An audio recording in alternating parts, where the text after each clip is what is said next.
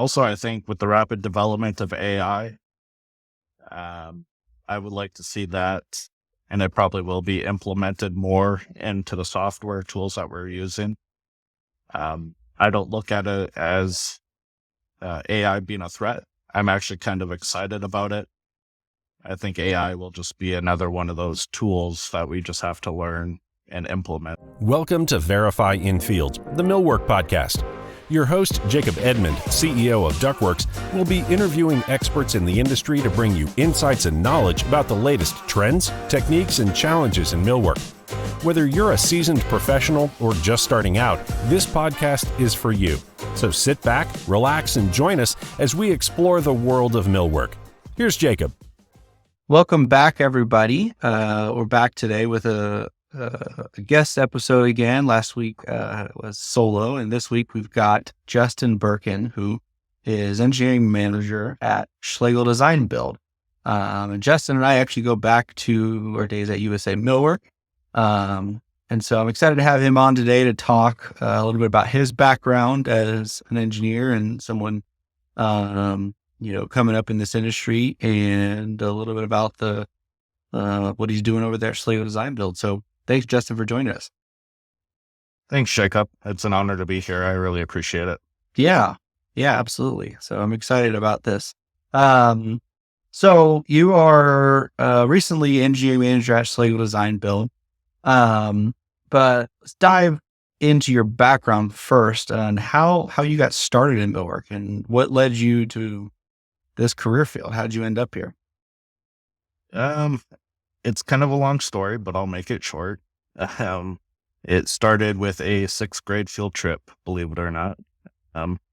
Back in sixth grade, they did one of those field trips where they take you to different like career day type industries. Mm-hmm. And one that really caught my attention that day was, it was a program at the local college for 3D design and models. And so fast forward, I went to school for that, and it was something that I was always drawn to and dedicated myself to keep going into. So I went to school for that. I really loved the AutoCAD and the SolidWorks design portion of it the most. The downside at the time of graduating was I had to move out of the city to find something in that career. And that city being Green Bay, that's where I grew up. That's where I'm from. There was nothing really in Green Bay at the time. I didn't want to move at the time. But it came time when I turned 30, I decided to move to Florida, get away from the cold. And I promised myself, hey, if I'm moving down to Florida, I'm going to put my college degree to work. So that's what I did. I was very fortunate enough for a millwork company down here in Florida in Tampa, to take a chance on me 9 years ago. And the rest is kind of history. Learning, microvellum from the start with that company and going all the way forward. It'll be, almost 10 years here in September. Wow. So your first job in millwork was that job when you moved to Florida? Yep. What kind of shop was that you started at? Was it residential or commercial or? They were commercial architectural. They mainly focused on the hospitality side. So they build some really fantastic memory care centers down here in Florida, where it's kind of like a Main Street USA inside of a building to help those people in memory care. There's really? like a whole salon, grocery store, and everything inside. It's pretty cool. Interesting. And so at that point, that company, you said that's where you first got exposed to microvellum? Yep. And before that, though, you had no exposure to microvellum or, working as a millwork engineer directly, right? No exposure to that. My uncle on my dad's side, he was a woodworker, but nothing of scale. It was more of just a really fun hobby for him that he really liked doing. So I knew, some of the terms that were used growing up, but as far as the industry goes, I was very new to it at the time. Yeah. Okay. Because it's always something I'm interested in because, it seems like all of us kind of end up here by accident in millwork, right? Very few people kind of set out to pursue a career in this. But also, I think for a lot of people listening, they may be interested in getting their first job as a millwork engineer. Like how did you find that position that I assume you applied for? And what was it about it that drew you to apply, to think, hey, I think I could do this and this is something I'd be interested in? Because you said that you really wanted to apply your degree. So I imagine the idea of using CAD, using 3D design, those types of things. But like your degree wasn't specifically in millwork engineering. So what was it about that drew you to it to apply? What drew me was AutoCAD. The Microvellum, never even heard of it. Obviously, I had used SolidWorks in college. But when I spoke to the owner at the time on the phone, he said, Microvellum is super easy to learn. It's laid right on top of AutoCAD. So if you know how to use AutoCAD, you'll know how to use Microvellum. Okay. And I was honest with him. I said, I hadn't used AutoCAD in almost 10 years. I said, but I still know a lot of the commands and everything like that. And went in and like I said, he took a chance on me. I learned, I picked it up quite quickly. And, I knew that the hardest part in the job, especially with architectural commercial side, the hardest part about the job was ADA. And I took it upon myself to learn ADA as much as I could, so it wouldn't be an issue. Yeah. So almost every company I've been at, I've been kind of like the ADA master. Yeah. Because I've learned it as much as I could. I imagine that was more applicable doing those memory cares and those types of things than just your average commercial job. But that is something that always trips us up in millwork. I remember, and as engineers, we were always the ones that people were asking, and it's a lot of times misunderstood how even architects apply it to a lot of their roles. What did you leverage when you were applying and kind of approaching this owner to get this job? Like, what from your background, your experience up to that point, were you leveraging? One, to sell yourself and say, hey, I think I can do this. And two, to have confidence that, hey, I can leverage my CAD experience, my this, I feel like I can learn this. What do you think was important from your experience to succeeding? Something that I really leveraged was the AutoCAD knowledge. And basically that's where what he wanted as a starting point. And in college, we had a portfolio that we created, drawings of what we had done, projects that we did. I had classes that were metal, wood. We used CNC, we used laser cutters. Like I said, it was a 3D design and model building. So, we did have to take the metal and woodworking and plastic working. I'm sure nowadays they probably even have a 3D printer. But it was that portfolio that I had created in college that kind of sold them, because one of my main projects that I took upon myself in college, one of the models was my mom's hotel.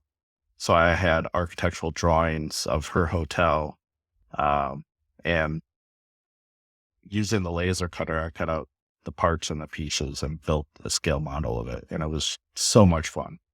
Awesome. So you mentioned that you really took to Microvellum once you got this job and you started and you really learned it very quickly.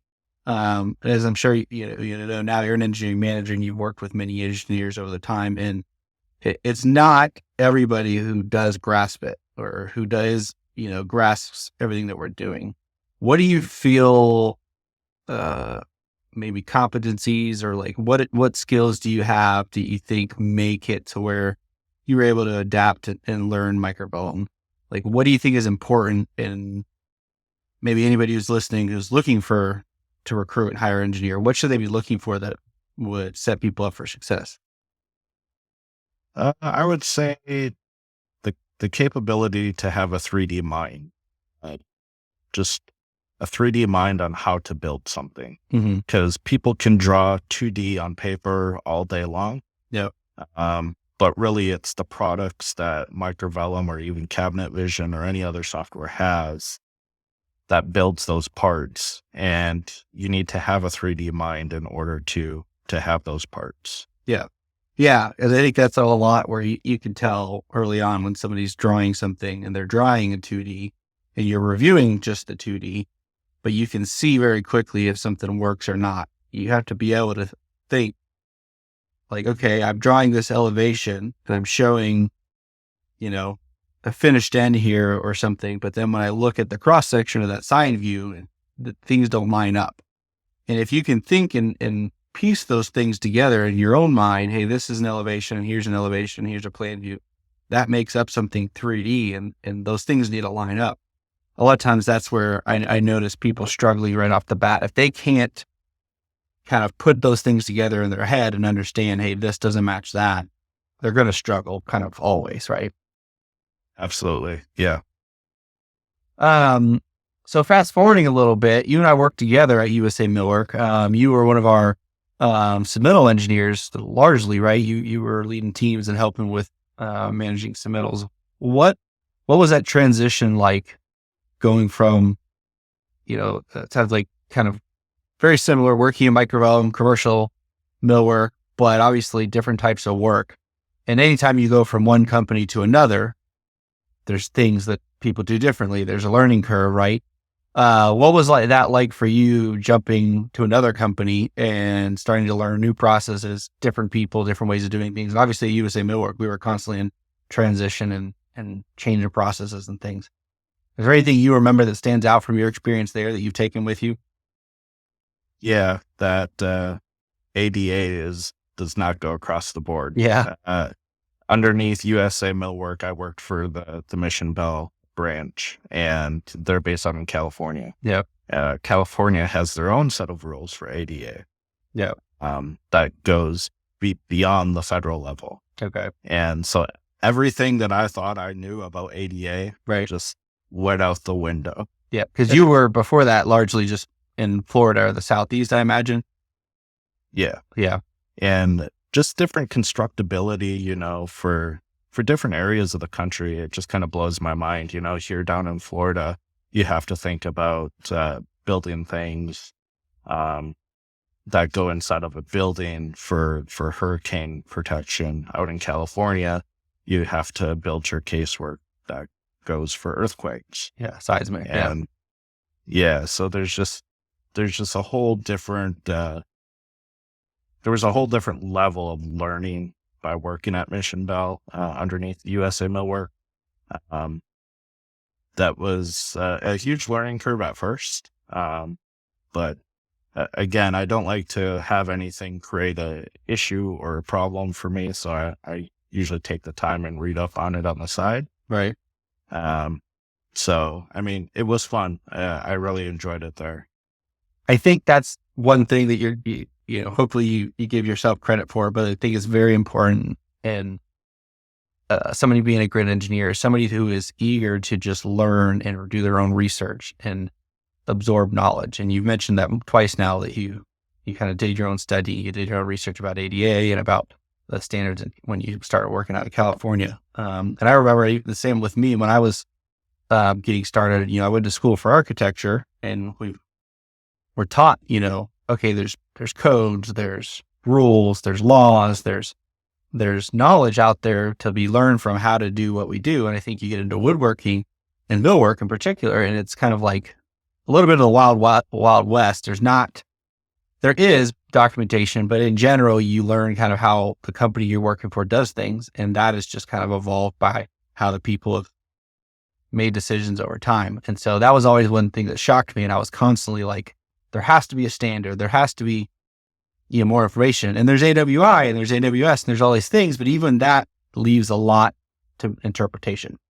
And so I think researching and learning, and what USA Millwork really exposed me to more than ever, and I think I would be interested if you agree, is that that's how different things can be from one company to another, one shop to another, one region to another. And I still to this day encounter people who have spent most of their career in one shop, And a lot of times they will see how another shop does something, or they will have somebody new comes in and be like blown away. Oh, you don't know this? That you don't know millwork if you don't know this. But what they're really talking about is this is just how we do things. And even for our listeners outside of the US, I think a lot of times it also is kind of overlooked how big the US is and how just geographically, and you alluded to this, how different things are regionally, but region to region. And in millwork, especially commercial millwork, but both in residential, things are very regional. And I think a lot of times in our industry, people don't realize how regional things are. And it's like, oh man, if you guys don't do face frame, you're crazy. If you don't do things this way, you're crazy. Or toe kicks as ladder frames, or toe kicks as adjustable feet, or toe kicks attached to the cabinet. There's so many different ways of doing the same thing, and they're all valid and for different reasons. And so what I really definitely learned from USA Millwork is, one, there's all these things to be learned and gleaned that apply to different situations. There's, hospitality, there's institutional, there's, science casework, there's all these different types of things we do. And I think a lot of times in our industry, we like to look at things that are different as, oh, well, you guys don't have to meet the same quality standards we do. And it's really not a question of quality. It's just, hey, it's a different set of requirements we're trying to meet. Yeah, for sure. I mean, even just the requirements for installs. So down here in Florida, because it is so humid, no millwork company will install until your HVAC system is up and running to control that humidity. Because if you're taking something from a controlled environment in the shop, right, to a very humid building, all your woodwork is just going to expand and be shot. Yeah. And then they're going to later turn on the HVAC, and it's totally going to cause problems. Yep. Well, so now you've recently transitioned to a new role at Schlaegle Design Build. And I've actually had Casey on the podcast, one of my first guests, talked a lot about, but tell me a little bit about what your new role is and kind of what you're experiencing now into this transition, got a new company as an engineering manager, and all of the above. Yeah. So, I mean, in my past, working in retail and even pharmacy, I've been a leader in whatever I've done. And it was always my goal to be a leader with the millwork industry. So I'm 2 months new now to Schlaegle, and, it's an amazing company. I'm the engineering manager there. I have great people on my team. It's just a smaller team of us. It's myself plus 3 others. Ranges anywhere from completely green and new to the industry, like doesn't know the industry. She came from farming. Yeah. So, and now she's in this. But she is so smart, learned so fast, to a couple experienced production engineers. One of my main goals, that I want to continue with the team is to be honest, genuine, grow the skills that they do have. And as I help the new to the industry type employees, one of the things I want to do is gradually get them into projects, and have them ask those questions. I don't want to be the kind of person that it's like, here's $1 million project and here you go, have fun. Yeah. Like, I don't want to toss them to the wolves and fend for themselves. I want to be there along the way to help them with any questions that they may have, and then help them through any of the processes of engineering a product and finding their potential, the ambition that they have, and being the best that they can be, basically. That's awesome. Yeah. And I know from talking with Casey, culture and, learning and development are very core at Schlaegle Design Build. And so it seems like that's a great fit for you as well. And that, you're being very intentional about your role.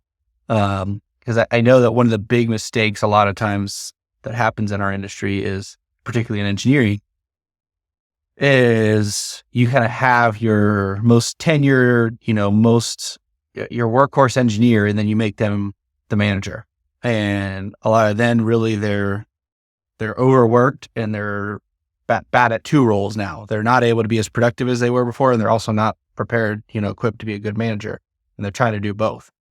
So I think it's awesome that you're going in, one, being intentional about, hey, I'm leading this team and I've got a spectrum of people, right? I've got people that have a lot of experience and they know what they're doing. I'm here to still serve them. And I've got people that are new to this industry. I want to be intentional about how bringing them on and not just forcing them to sink or swim.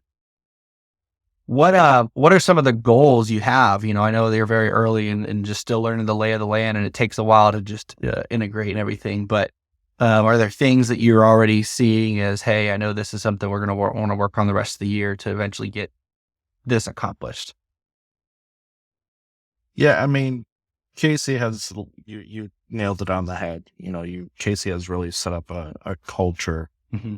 and a really good culture in the in the company. I had met Casey actually at an energy summit last year. And I really liked his determination, his goals that he had for his company. I approached Casey because I saw that he was looking for an engineer to add to his team. And I saw the value of myself of being that key part in his engineering department. So that's something that I want to continue, is to continue his culture that he's built, and just being genuine, like I said, with the employees, and making sure that they're going to be the best that they can be. That's awesome. That's something also I think I want to draw attention to is, multiple times now, it seems like it's been consistent throughout your career, is you've been very intentional about seeking out opportunities and kind of pushing from the word, I'm struggling for the word, but like kind of promoting yourself. And like this, you sought out Casey and said, hey, he's looking for an engineer. And I think I have value there. And I have, not only that, I think I have value to be maybe even more than he's recruiting for. And I think a lot of people in our industry struggle with that, probably because they, it's hard to, it's hard to think of yourself that way and think, hey, I'm going to go, why am I losing the word? But I think a lot of people struggle with that. Hey, like, okay, no, if they'll come ask me if they want something from me, but you are your advocate, self-advocate. That's what I'm looking for. Advocate for yourself. You are your own biggest advocate, and nobody else really understands what you're capable of. And so, I remember my first internship when I was in school for an architect, that it was through a school job board or something. And I was too young to really know any better. But at the time, I just kept calling and saying, hey, have you guys made a decision yet? Hey, have you made a decision yet? But I was calling and saying, like, I'm really excited to work with you. I really think I'd be a great fit. And when the architect called me back, she said, one of the reasons we chose you is you were persistent. We knew you really wanted this role and you were really eager for it. And I think that does go a long way in the eyes of somebody that's hiring is, hey, does this person want it? Are they eager? Because every hiring manager, owner hopes that the person they hire is ultimately going to be more than they are today. They're eventually going to develop into something more. And I think a lot of us are hesitant, that we want to kind of set the bar very low and like, oh, I'm only going to apply for a job that I know I can knock out of the park. But I think some of all my best opportunities, I think, have been things where I've applied and gotten jobs I wasn't really qualified for, and I figured it out, on the job. I don't know if that rings true, but I feel like that's very true about you. And I know you're humble and not going to be boisterous about it. But I think that there's a lot of value there for people that are young in this industry and looking for opportunities to move up. Yeah, I mean, it's just it's about the confidence, having the confidence, and persistence. I mean, there's a difference between persistence and annoyance. Yeah. And you just gotta find that happy medium. Yeah, I mean, you can't just apply and hope they're going to reach out to you. If it's something you absolutely really want, you need to apply and follow up. Yeah. Yeah. I think that's good advice. So what are your thoughts on the current state of talent in the millwork industry? Right now, every conversation I have, whether it's with owners or trade shows, is, people are struggling to find talent, especially skilled young talent. We're largely, and I think the construction industry as a whole is very much aging out, heading towards retirement and not being replaced at the rate that people are retiring. And you and I are, still considered young for this industry. Reality is we're mid-career, but relative to our peers in the majority of the industry, we're still very young. So what are your thoughts on kind of the state of things, especially, very recently having transitioned from one company to another? You've seen a little bit what it's like to apply and go through interviews and stuff, right? Yeah, and I mean, there is even just starting here at Schlaegle, I was very um, shocked, but in a good way, Mhm. of how many young people are working in the company. Casey's just he's only a year younger than me, Yeah. and it's amazing to see what he's built. And just the average age out in the shop, it's a lot of young guys, and I was really really happy to see that. Even attending the Energy Summit last year, I thought for sure I was going into a retirement convention kind of thing. But Yeah. even just attending the Energy Summit, there there is still a good amount of young people in this field, and it was really encouraging to see that. Yeah. Um, one of the things that um, as far as the current state, so I'm on LinkedIn a lot.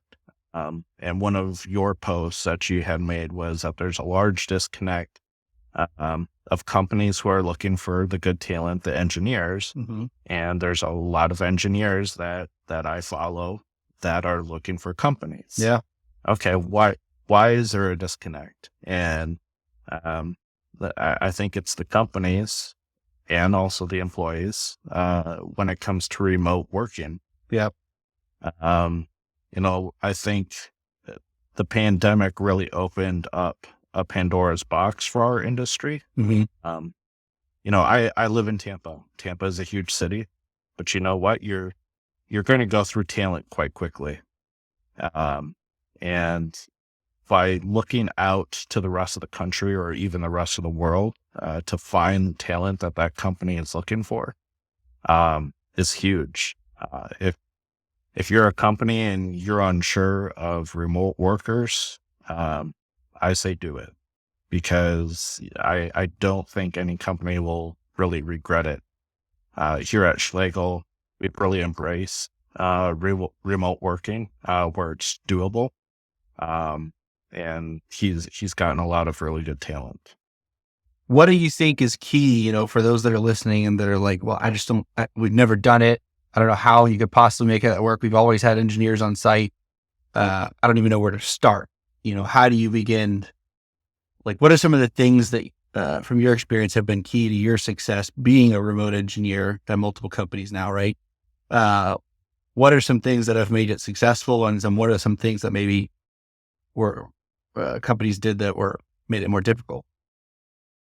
Yeah, I mean, as far as being um, successful for an engineer, Mhm.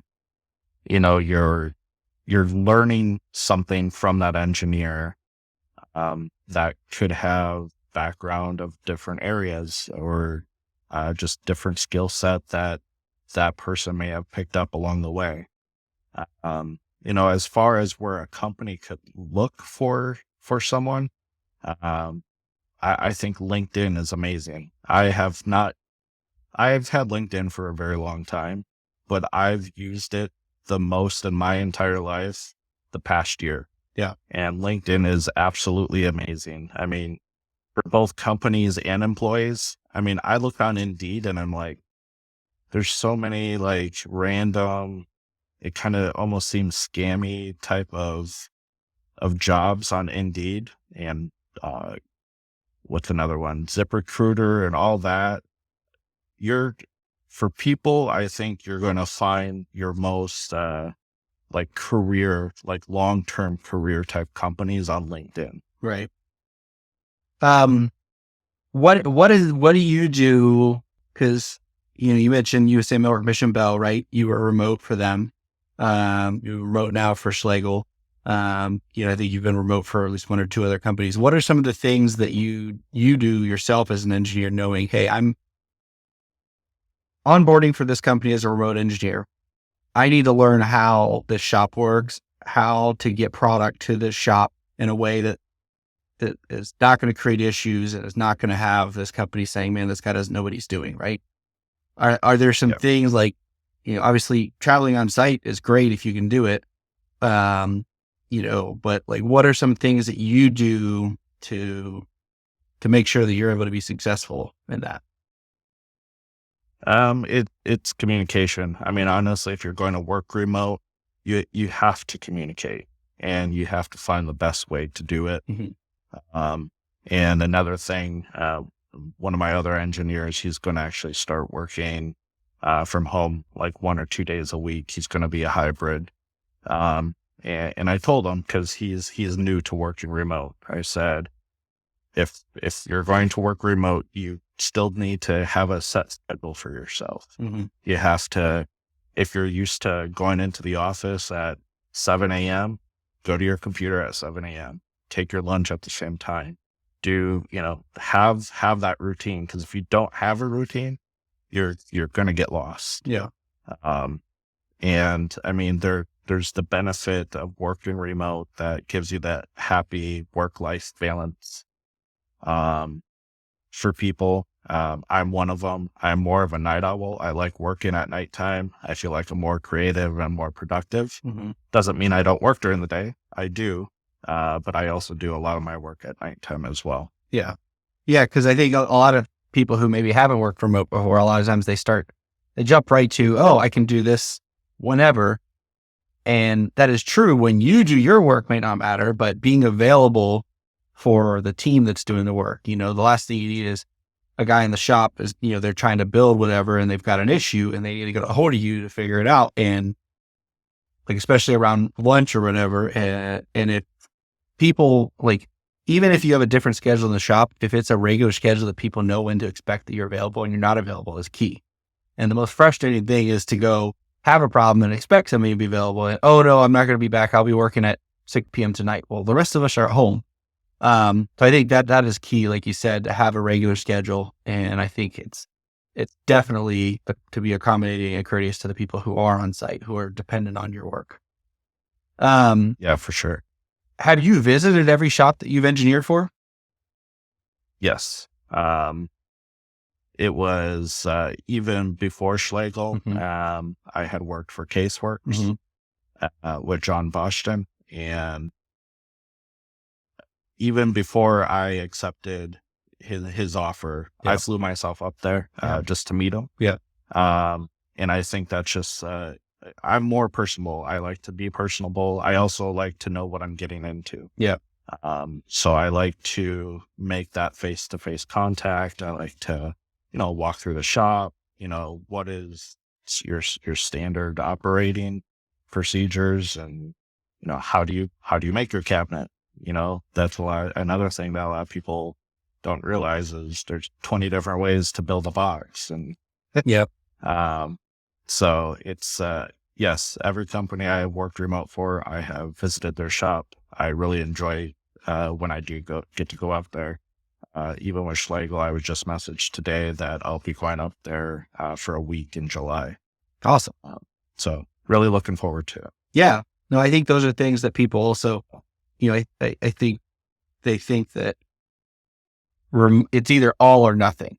One, remote. And I think it's still important to get people on site at some point and regularly even, like even at USA Millwork, we had lots of supervisors and team leads and people that were remote, and we would regularly try to find ways to get them. We would have, I'm thinking of like Seth and Manassas, right? He would come on site every several months. And I think that that's key, especially for your key people. But as an engineer in particular, like that's the opportunity, one, to understand how does the shop flow? How do things work? Like the why behind why things are differently. And especially if you're coming from another shop and you're onboarding to a new one, like you said, there are different ways to do anything. But I think when you start to understand, oh, it's very important that I put this information on the drawings or that I put this report because, this task is handled offline. They built their toe kicks, not off CNC cut parts. They just do it straight off the drawings or off a report. Like understanding and putting a name to that. Oh, I know that that's this person at the case clamp. So when I create this issue and I make a mistake, that's not just a mistake for the shop. It's a mistake for this person. And I care about that person and I don't want him having mistakes because of me. So I think building those relationships, I know you said it's important for you to be personable. You're very upfront about that and eager to go, but a lot of engineers struggle with that. A lot of us struggle with social skills. A lot of us struggle with being, hey, I'm going to go in person. I'm putting myself out there. I'm going to, frankly, as an engineer, a lot of times you're putting yourself in the line of fire to a bunch of, crotchety old guys who don't want to have anything to do with you and definitely don't want your problems, right? So it is hard to do, but it's even that much harder if you're trying to be a remote engineer.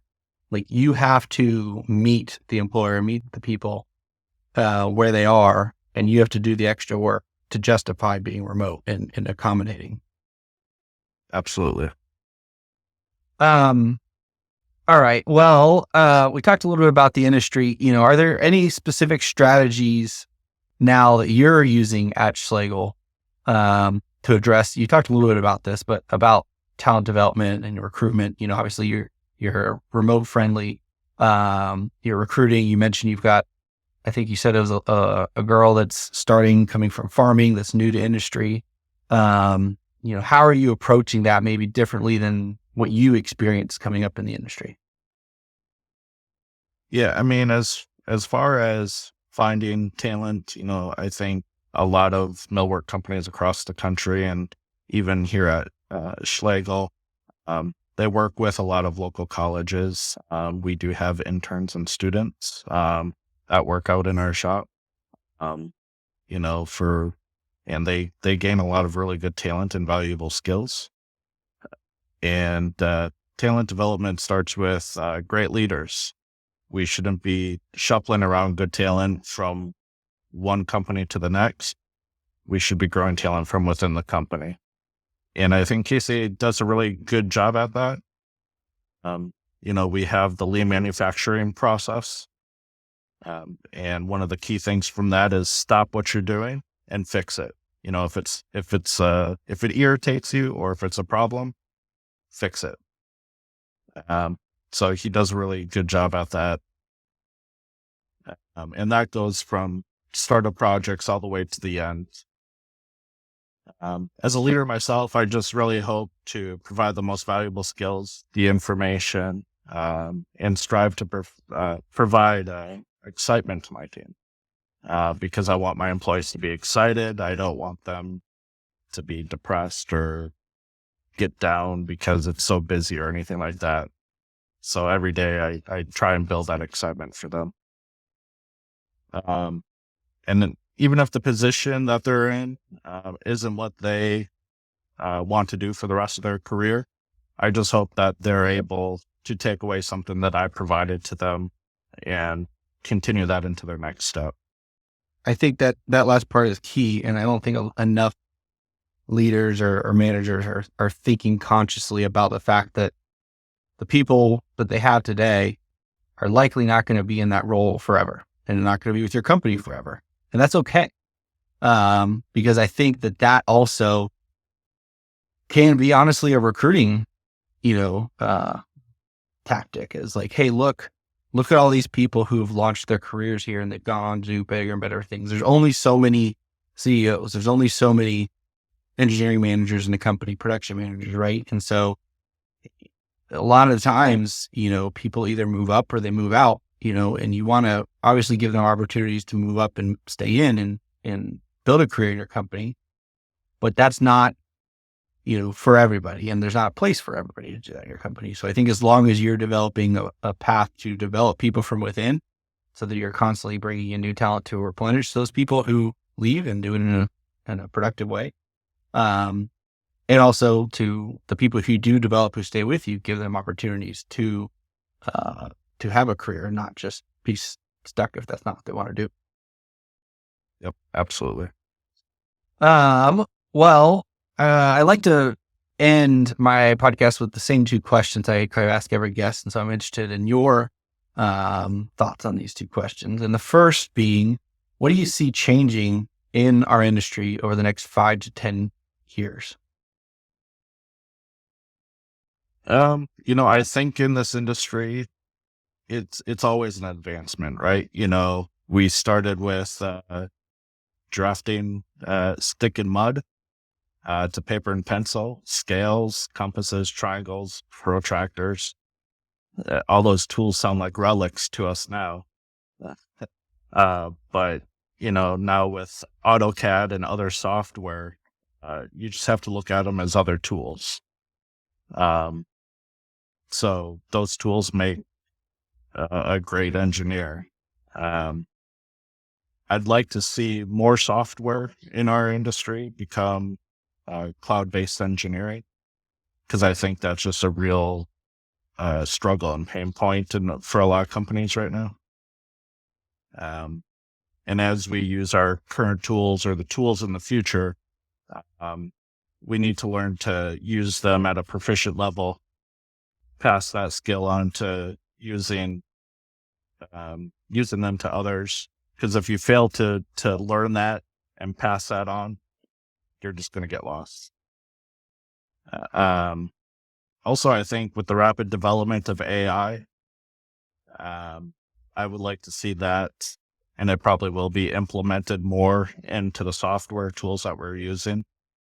I don't look at it as AI being a threat. I'm actually kind of excited about it. I think AI will just be another one of those tools that we just have to learn and implement. Awesome. No, I think that's really, I agree with everything you said. I think that's, I would love to see all that over the next 5 to 10 years. On the flip side, what do you see staying the same and not changing over the next 5 to 10 years?